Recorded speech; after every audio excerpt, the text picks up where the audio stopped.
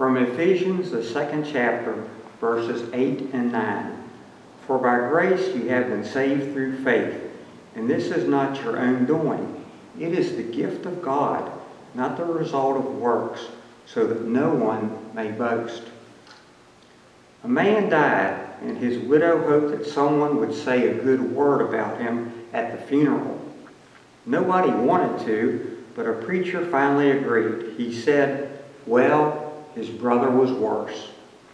But salvation doesn't depend on whether someone is better or worse than you. It's not a reward for the good that you have done. Morality can't merit it. Baptism can't buy it. Philosophy can't produce it. Education can't earn it.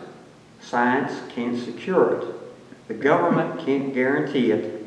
The church can't confer it. But you may have it. Salvation is the gift of God. At work we had a lady who her husband had passed away, so we went to the funeral service.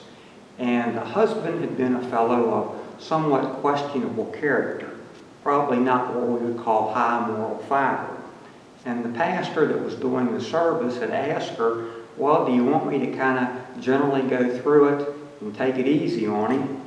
Or do you want me to tell it like it is? And she said, tell it like it is. So he went through the service and talked some about the character and how he hadn't really been a good husband, ran around some, did things that he probably wasn't proud of. But the thing that really came out of it was when he said, I bet if he was here today, he would tell us, pay attention. Pay attention to the Bible and to the church. There is worth there, and it will help you later on. It is what is most important. Salvation is not working and struggling. It is just asking. After the acceptance of our salvation, we have new hope for the future.